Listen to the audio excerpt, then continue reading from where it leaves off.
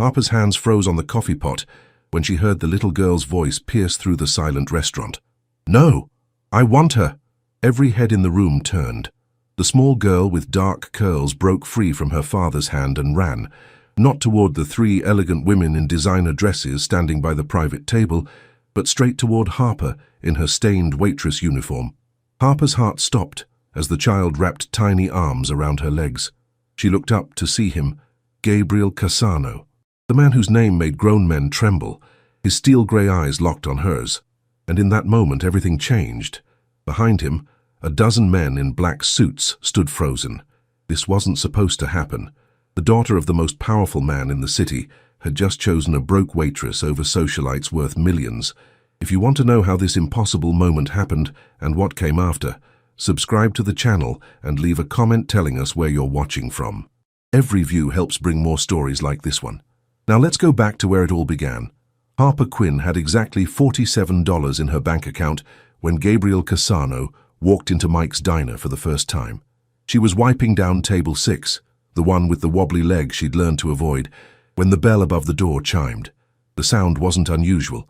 What was unusual was the silence that followed. Harper looked up and felt the air change. 6 men in black suits entered first, their eyes scanning every corner, every exit, every face. Then he walked in. Tall, impossibly handsome, wearing a charcoal suit that probably cost more than her yearly rent. Dark hair, sharp jawline, and eyes the color of storm clouds. But it wasn't his looks that made Harper's stomach tighten. It was the way everyone in the diner immediately looked away, the way Mike's hand trembled as he reached for a menu. Everyone knew who Gabriel Cassano was. Everyone except Harper, apparently, because she did the one thing no one else dared to do. She walked straight up to him. "Table for—" Her voice came out steadier than she felt. Those grey eyes landed on her, and Harper forgot how to breathe. He studied her for a long moment, and she became painfully aware of the coffee stain on her uniform, the frayed edge of her apron, the fact that her sneakers had a hole in the left toe. "7, he said. His voice was deep, commanding. "Private section." "We don't have a private section," Harper replied honestly. "But booth 12 in the back is the quietest." One of his men stepped forward, looking annoyed. "Do you know who—" Gabriel raised one hand, and the man immediately fell silent. "Booth 12 works." As Harper led them to the back, she felt his eyes on her. It made her skin prickle with awareness. She'd never been looked at like that before, like she was simultaneously invisible and the only person in the room. "Coffee?" she asked when they were settled. "Espresso, double." She nodded and turned to leave, but a small voice stopped her. "Can I have hot chocolate?" Harper looked down and her heart clenched. A little girl, no more than 5 years old, sat beside Gabriel. She had his dark hair and those same intense eyes, but where his were cold and calculating, hers were sad, deeply, heartbreakingly sad. "Of course, sweetie," Harper said, crouching down to the girl's level. "With marshmallows." The girl's eyes widened slightly. "You have marshmallows?" "The best ones, big and fluffy." Harper smiled. "What's your name?" "Stella." "That's a beautiful name." "I'm Harper." "Like the bird?"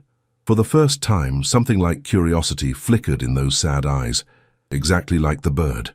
Harper glanced up at Gabriel, who was watching the exchange with an unreadable expression. "I'll be right back with your drinks."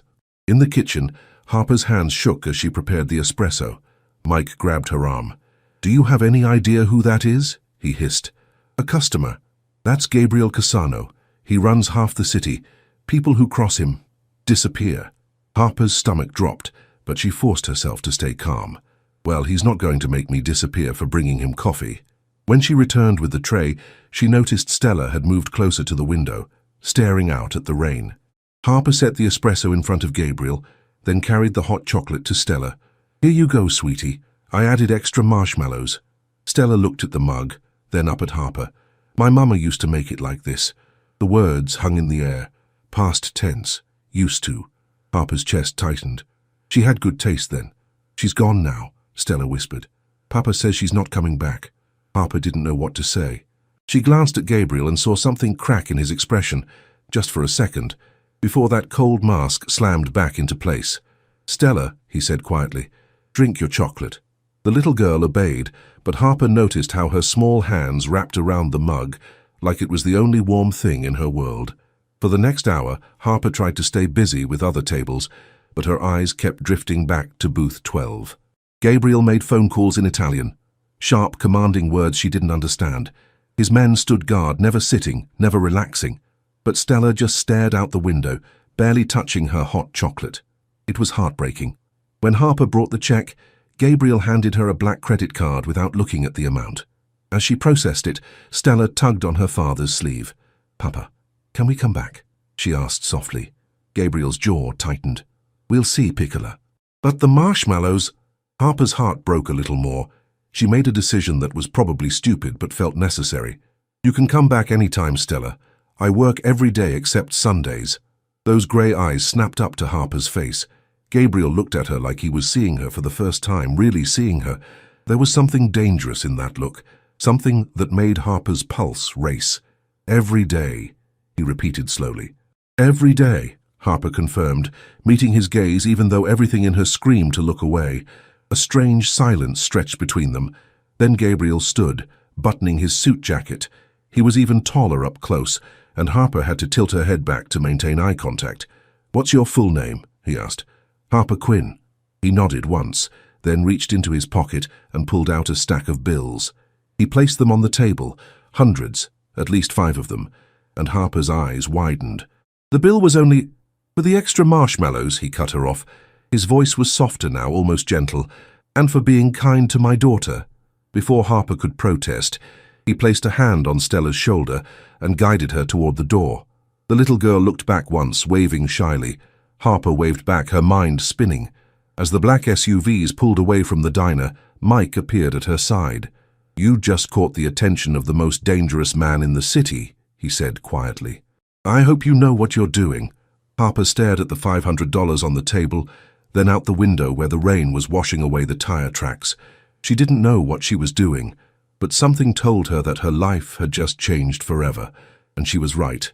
Gabriel Cassano returned to the diner exactly 3 days later. Harper was in the middle of the lunch rush when the door opened and that familiar silence descended. This time, she was ready. Or at least she thought she was. "Booth 12?" she asked when he approached. "Booth 12, he confirmed. Stella was with him again, and this time the little girl's face lit up when she saw Harper. "You remembered," she exclaimed. "You said you'd be here." "I never break my promises," Harper said, smiling. "Hot chocolate with extra marshmallows?" "Yes, please." As Harper prepared their drinks, her hands were steadier this time. She'd spent the last 3 days trying not to think about Gabriel Cassano, which meant she'd thought about him constantly. Those eyes, that voice, the way he'd looked at her like she was a puzzle he needed to solve. When she brought their order, Stella was drawing on a paper napkin with a crayon someone had left behind. She looked up at Harper hopefully. "Can you sit with us? Just for a minute?" Harper glanced at Gabriel, expecting him to refuse. But instead, he gestured to the empty seat across from him. "Please." It wasn't a request, it was a command wrapped in politeness. Harper slid into the booth, hyper-aware of how close his hand was to hers on the table. He wore a silver watch that probably cost more than her car. A tattoo peeked out from under his shirt collar, dark script in what looked like Italian. "Stella has been talking about you," Gabriel said. His eyes never left Harper's face. "Constantly." "I like her," Stella announced, pushing her drawing across the table. It was a stick figure with yellow hair, Harper, she realized, holding hands with a smaller stick figure. "She's nice. She doesn't look at me like I'm broken." Harper's throat tightened. "You're not broken, sweetie. Everyone else thinks I am." Stella's voice was matter-of-fact, devastating in its simplicity. "Because I don't talk much anymore. Because I get sad." Gabriel's jaw clenched, and Harper saw the flash of pain in his eyes before he buried it. This man, this dangerous, powerful man, was drowning in helplessness when it came to his daughter's grief. "Sometimes being sad is okay," Harper said gently. "It means you loved someone very much. That's not broken, that's brave." Stella stared at her for a long moment, then burst into tears. Before Harper could react, the little girl had climbed out of her seat and into Harper's lap, wrapping small arms around her neck. Harper froze, unsure what to do. She looked at Gabriel, expecting anger or disapproval. Instead, she saw something that made her breath catch. Vulnerability. Raw, unguarded vulnerability. "She hasn't cried in 6 months," he said quietly. "The therapist said It would be good if she did, that she's been holding it in. Harper instinctively wrapped her arms around Stella, rocking her gently as the little girl sobbed into her shoulder. "It's okay, baby. Let it out. I've got you." And she did. For 20 minutes, Harper held this child she barely knew while she cried for the mother she'd lost. Gabriel sat across from them, and when Harper looked up, she saw his hands were clenched into fists like he was fighting his own battle not to break. When Stella finally calmed down, she refused to leave Harper's lap. She just sat there, thumb in her mouth, staring at nothing while Harper rubbed small circles on her back. "I'm sorry," Gabriel said. His voice was rough. I didn't mean for this to happen." "Don't apologize," Harper replied firmly. "She needed this. You're good with her." It wasn't a question, but Harper answered anyway. "I like kids. I always have. You have your own?" "No." Harper smiled sadly. "Never got that far. Life took other turns." Gabriel studied her with those intense eyes. Harper Quinn, 26 years old, working 2 jobs to pay off student loans from a nursing degree you never finished, no family in the city, no boyfriend, lives alone in a studio apartment in Riverside. Harper's blood ran cold. "How do you—" "I make it my business to know about people who interact with my daughter," he said simply. "Don't be afraid. I'm not going to hurt you. That's not reassuring coming from you." The corner of his mouth twitched, almost a smile. "No, I suppose it isn't." Stella stirred in Harper's arms. "Can Harper come home with us, Papa? Piccola, please?" Those big eyes turned to her father, desperate and hopeful. "Just for a little while?" Gabriel looked at Harper, and she saw him make a decision. What if Harper came to work for us? Just a few hours a week. To spend time with you. Harper blinked. "What? I'll pay you triple what you make here. You'd be Stella's companion. Helper. Whatever she needs. You want to hire me as a nanny. I want to hire you as someone my daughter trusts." His voice dropped lower. "Someone who doesn't look at her like she's broken." Harper's mind raced. This was insane. This man was dangerous. Everyone said so. But when she looked down at Stella, who was watching her with such hope, such desperate hope, she felt something shift in her chest. "I still need to keep my job here," she heard herself say. "I can't afford to quit." "You won't need to work here anymore." "Yes, I will." Harper met his eyes. "Because if this doesn't work out, I need something to fall back on. And because I don't take charity." Something flickered in his expression. Respect, maybe. Stubborn. Practical. 3 afternoons a week, he countered. "After your shift here, I'll send a car. I can drive myself. Riverside to my home is 40 minutes through dangerous neighborhoods. I'll send a car." His tone left no room for argument. Yes or no, Harper Quinn? She should say no. Everything rational in her screamed to say no. "Yes," she whispered instead. Stella squealed with delight and hugged Harper tighter, and when Harper looked up, she found Gabriel watching her with an expression she couldn't quite read. Intense, searching, almost hungry. "Welcome to the family," he said softly. Those words should have felt like a joke. They didn't. They felt like a promise. And promises, Harper was learning, were dangerous things in Gabriel Cassano's world. 2 months later, Harper had become part of Stella's life in a way she'd never expected. 3 afternoons a week turned into 5, then 6. Gabriel's mansion was massive, all marble and modern art and floor-to-ceiling windows overlooking the city. But Stella's favorite place was the garden, where she and Harper would draw with sidewalk chalk or hunt for ladybugs or build fairy houses out of twigs. The little girl was blooming. She smiled now, laughed sometimes, still had sad days, but they were fewer and further between. And Gabriel. Gabriel was becoming a problem. Harper tried to keep her distance from him, tried to remember he was her employer. Nothing more. But it was impossible. He was always there, watching from his office window as she played with Stella, joining them for dinner, appearing in doorways with that intense gaze that made her heart race. He never touched her, never said anything inappropriate, but the tension between them was a living thing, electric and dangerous. On a Friday evening in late September, everything changed. Harper was in the kitchen helping Stella make chocolate chip cookies when Gabriel entered, followed by 3 women Harper had never seen before. They were stunning, tall, elegant, wearing clothes that screamed money. One was a platinum blonde in a designer dress. Another was a redhead with perfect makeup. The third had dark hair swept into an elaborate updo. "Stella, Gabriel said, his voice careful. Piccola, come here. Stella looked up from the cookie dough, confused. Harper felt her stomach twist with unease. What's going on? The little girl asked. Gabriel crouched down to her level, and Harper saw something in his expression that broke her heart. He looked lost, desperate. I've been thinking about what you need, what we both need. So I've invited some very nice ladies to meet you. They're all interested in being part of our family. Stella's eyes widened. What do you mean? I mean, Gabriel said slowly, that you can choose. If you like one of them, she could become your new mother. The words landed like bombs in the quiet kitchen. Harper's hands froze in the cookie dough. This couldn't be happening. He was seriously asking his 5-year-old daughter to choose a replacement mother from a lineup of women. Papa. No. Stella's voice was small, frightened. It's okay, Piccola, just meet them. Talk to them, see if you like anyone. Gabriel stood and gestured to the 3 women. This is Veronica. She's an art curator. This is Diane. She owns several businesses. And this is Katerina. No! Stella's voice rose to a shout. I don't want them. Stella, you haven't even... I don't want a new mom. Tears were streaming down her face now. I want... Harper started to move toward her, but Gabriel held up a hand. Let her choose, Harper. It was the first time he'd ever used her first name without any formality, the first time his voice had held that note of pleading. The 3 women stepped forward, all fake smiles and carefully practiced warmth. Veronica knelt down. Hello, sweetheart.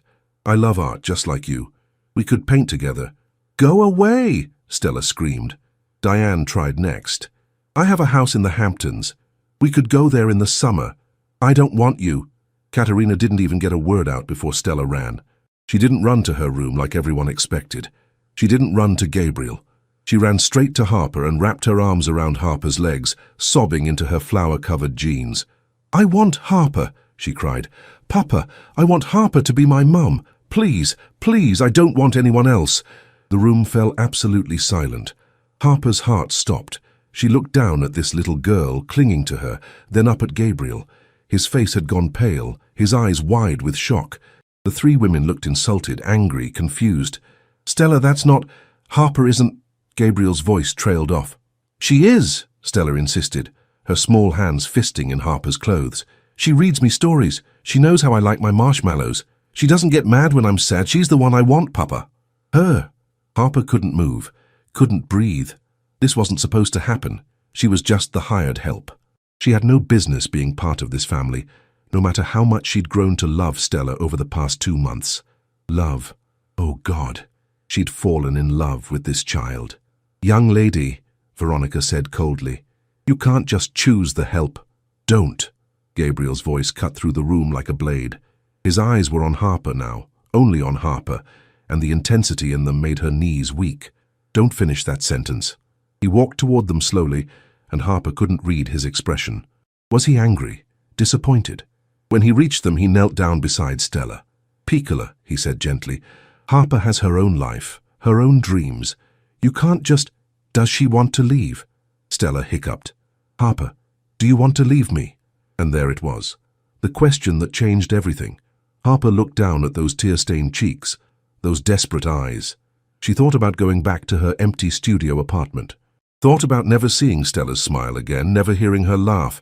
Thought about never being in this house, never being near. Her eyes lifted to Gabriel's. He was watching her like she held his entire world in her hands. Maybe she did. No, Harper whispered. I don't want to leave. Then stay, Stella begged. Papa, make her stay. Make her be my mum. Please. Gabriel stood slowly, never breaking eye contact with Harper. When he spoke, his voice was rough with emotion. Ladies, I apologize for wasting your time, but I think my daughter has made her choice. The 3 women left in a flurry of indignant protests, but Harper barely heard them.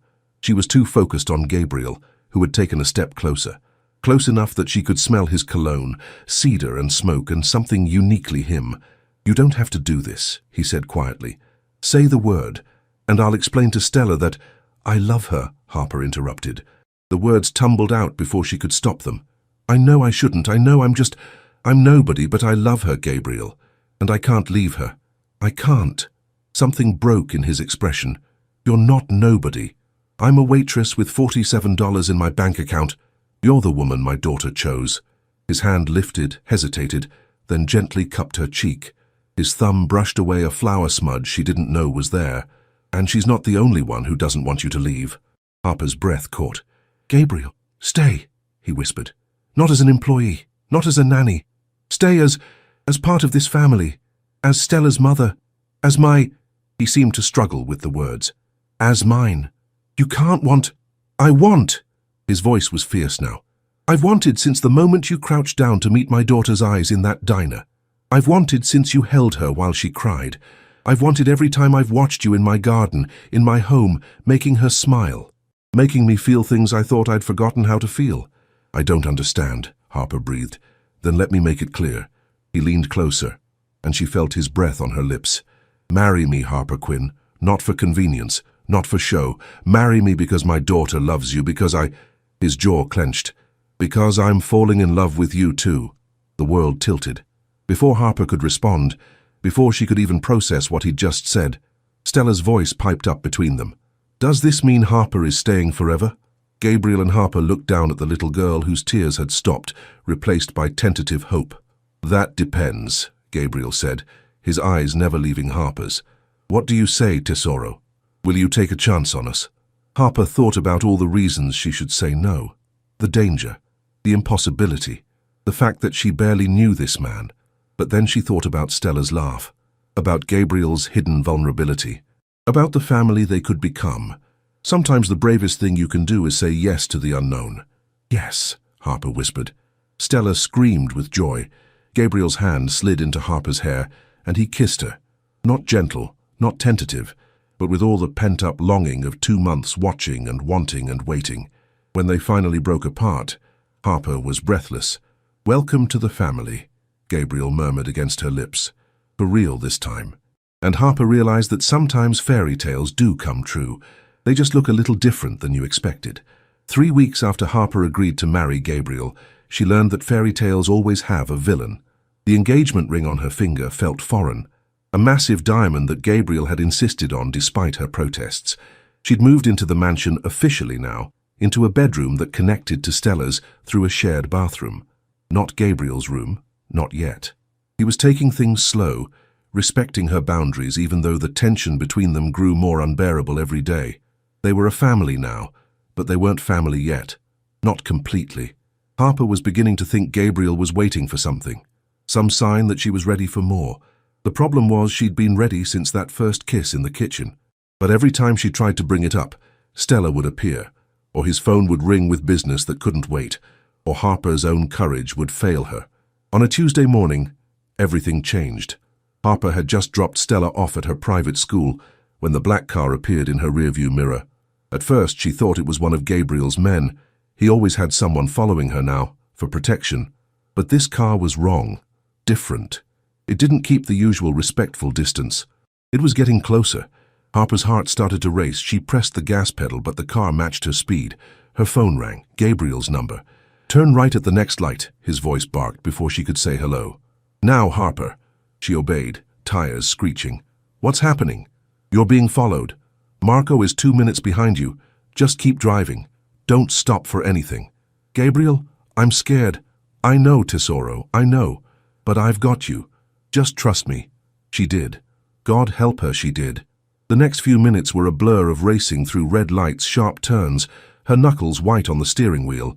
The black car stayed on her tail, relentless. Harper's breath came in short gasps. This was real. The danger Gabriel had warned her about was real, and it was chasing her through downtown at 60 miles an hour. Then, suddenly, 3 SUVs appeared out of nowhere, cutting off the black car. Harper heard screeching tires, shouting, gunshots. "Harper!" Gabriel's voice was sharp in her ear. "Keep driving. Get to the house. I'm already on my way." She didn't remember the rest of the drive. When she finally pulled through the gates of the mansion, her entire body was shaking. She barely made it out of the car before her legs gave out. Strong arms caught her. Gabriel. He pulled her against his chest, one hand in her hair, the other pressed against her back. "I've got you," he murmured. "You're safe, you're safe." Harper buried her face in his shirt, breathing in his scent, trying to stop trembling. What was that? Who were they? Rivals. They know about you now. About the engagement. His voice was tight with fury. They know you're my weakness. Gabriel, I should have protected you better. I should have... Harper pulled back to look at him, and her heart clenched at what she saw in his eyes. Fear. Raw. Terrible fear. This man who feared nothing was terrified because of her. I'm okay, she said firmly. You got to me in time. I'm okay. This time. His jaw clenched. But they'll try again, Harper. They always do. And now that you're part of my world, you're a target. You and Stella both. The mention of Stella made Harper's blood run cold. Is she safe? I've tripled security at her school. She doesn't leave the building without 6 men surrounding her. He cupped Harper's face in both hands. But this is what I was afraid of. This is why I tried to keep my distance from you. Why I should have let you go when Stella first chose you. Well, you didn't, Harper said. And I'm not going anywhere. You should. You should run far away from me and never look back. Is that what you want? What I want doesn't matter. Yes, it does. Harper grabbed the front of his shirt. Gabriel, I'm not leaving. Not you, not Stella. So whatever you need to do to keep us safe, do it. But don't push me away. He stared at her for a long moment, something warring in his expression. Then he kissed her, desperately, hungrily, like she was the air he needed to breathe. When he finally pulled back, both of them were breathing hard. I can't lose you, he whispered. I've already lost too much. I can't. Harper, I can't. Then don't. She pressed her forehead to his. We'll figure this out together. That night, Gabriel called a family meeting. Harper sat beside him in his office while his top men reported in. The rival family, the Morellis, had been planning the attack for weeks. They'd seen Harper as an easy target, a way to get to Gabriel. We need to respond, one of his captains said. Show them we won't tolerate... No! Gabriel's voice was ice cold. We don't respond with violence, not yet. First, we make it clear that Harper and Stella are untouchable. We increase security. We move carefully. Boss, if we don't hit back... I said no. Gabriel's hand found Harper's under the desk, lacing their fingers together. My family's safety comes first. Always. After the meeting, Harper stayed in the office while Gabriel made more calls. She watched him work, saw the weight of leadership on his shoulders, the impossible choices he had to make every day. When he finally finished, it was past midnight. He looked exhausted. Come to bed, Harper said softly. He looked at her, surprised. Harper, not like that. Not yet. She felt her cheeks heat. But I don't want to be alone tonight, and I don't think you should be either.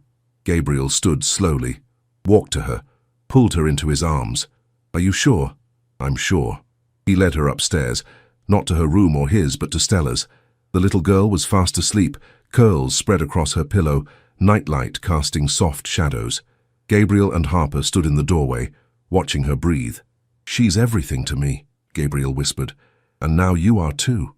I don't know when it happened, when you stopped being the woman I hired and became the woman I can't imagine living without. But here we are. Harper leaned her head on his shoulder. Here we are. If anything happened to either of you, it won't. You won't let it. You have a lot of faith in me, Tesoro. I do. She turned to look up at him. Because I love you, Gabriel Cassano. Completely. Terrifyingly. I love you. She felt him freeze, felt his sharp intake of breath. Then he was kissing her again, backing her against the hallway wall, his hands framing her face like she was something precious and breakable. Say it again, he demanded. I love you. Again. I love you. I love you. I love... He kissed the words right out of her mouth, and when they finally broke apart, both of them were shaking. My room, he breathed. Now. Unless you... Now, Harper agreed. They barely made it to his bedroom before they were kissing again, before his hands were in her hair and hers were pushing off his jacket. But when things started to go further, Gabriel pulled back, breathing hard. We don't have to... I want to, Harper said firmly. I want you, all of you, no more waiting. Harper, make me yours, Gabriel. Completely. Something primal flashed in his eyes. You're already mine. You've been mine since you crouched down to meet my daughter's eyes. Then prove it. He did. And Harper learned that falling in love with Gabriel Cassano wasn't the dangerous part. The dangerous part was how much she never wanted to leave. The wedding was supposed to be in 3 days. Harper stood in front of the mirror in her soon-to-be wedding dress, pinned and tucked by the designer, who'd been flown in from Paris. Stella sat on the bed, swinging her legs, chattering excitedly about being flower girl. Everything was perfect, which was why Harper should have known something was about to go terribly wrong. The call came at 2 a.m. Harper woke to find Gabriel's side of the bed empty. They'd been sharing a room for 2 weeks now, and she'd gotten used to falling asleep in his arms. She found him in his office, phone pressed to his ear, face white as death. "I understand," he said coldly. "I'll be there in 20 minutes. "Gabriel?" Harper's voice was small. "What's wrong?" He looked at her and she saw something that terrified her. Defeat. The Morellis. They've made their move. They have information that could destroy everything I've built, everyone I've protected. They're threatening to release it unless... Unless what? Unless I call off the wedding. His voice was hollow. They want you gone, Harper. They see you as my weakness. They think if they take you away, they can control me. Harper's blood ran cold. What kind of information? The kind that would put innocent people in prison, that would tear apart families. I've spent 15 years building a network that protects those who can't protect themselves, and they'll destroy it all, unless you leave me. Yes. Harper sat down slowly, her mind racing. So what are you going to do?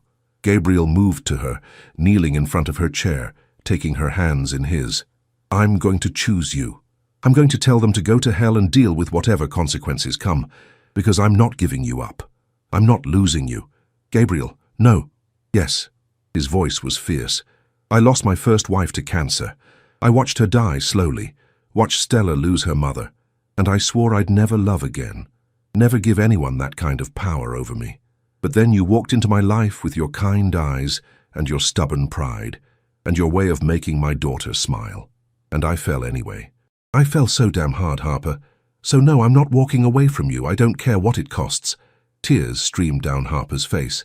But those people who depend on you will be fine. I'll find another way to protect them. I always do.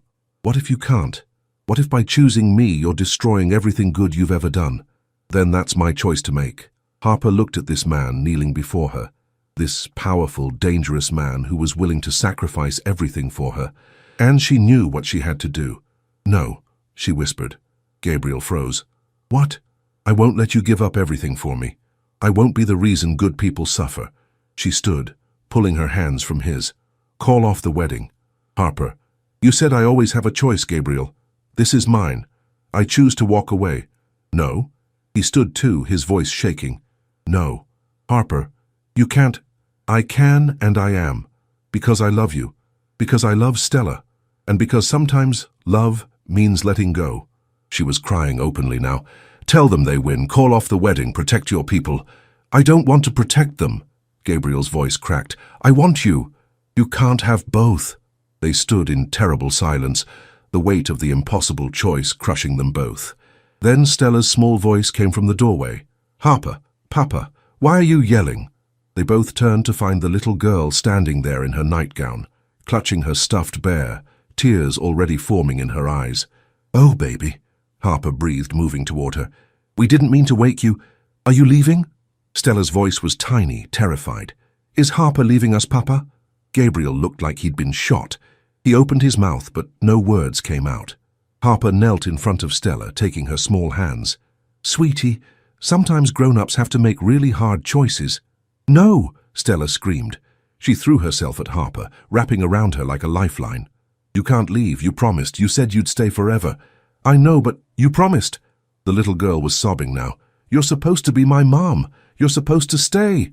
Harper held her, tears streaming down her own face. Over Stella's head, she met Gabriel's eyes and saw the same devastation she felt. Then his phone rang. Gabriel answered it, his voice hard. What?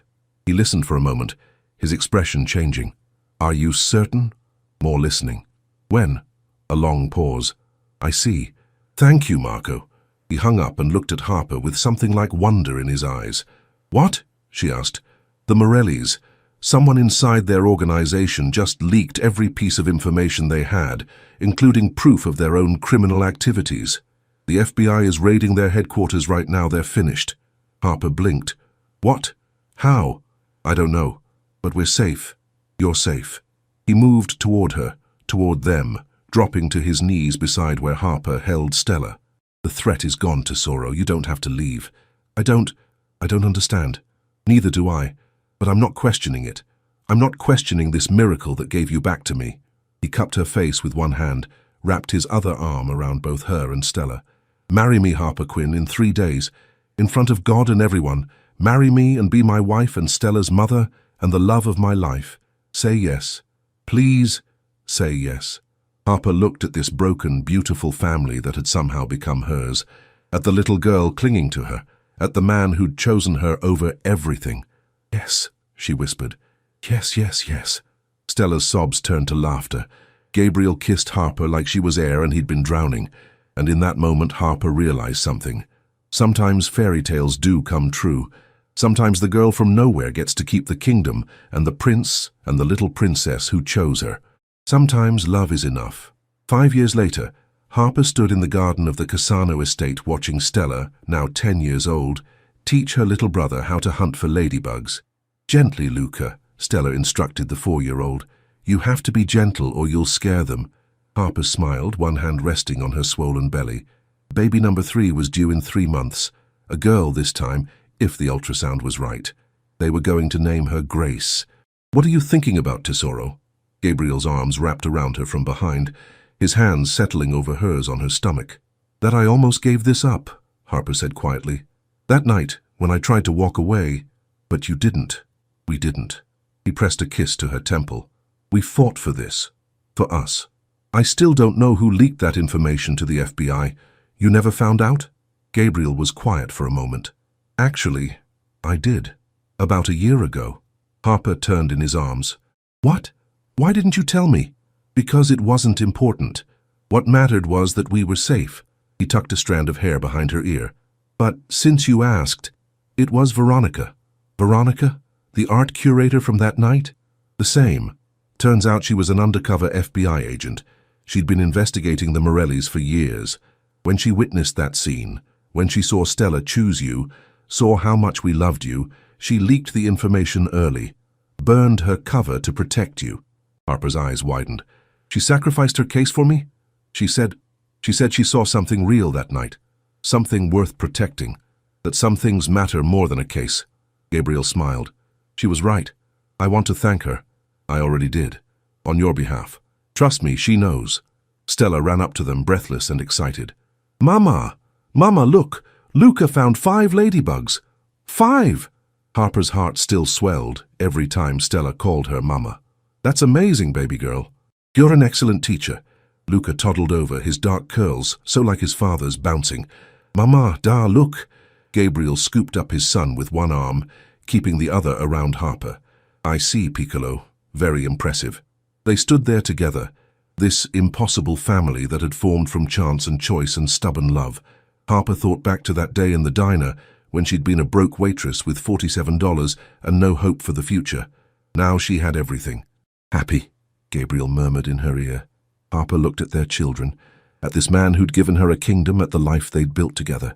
Happier than I ever imagined possible.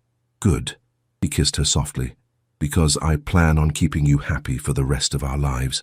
And he did, because Gabriel Cassano was many things, dangerous, powerful, feared, but above all, he was a man who kept his promises, especially the ones he made to the woman who taught his daughter to smile again, to the woman who'd chosen them when she could have run, to the woman who'd become the heart of his family, to Harper, his wife, his love, his everything. This story has come to an end. If it touched your heart in some way, leave your like and share it with someone who also loves emotional stories. New stories coming soon. Until next time.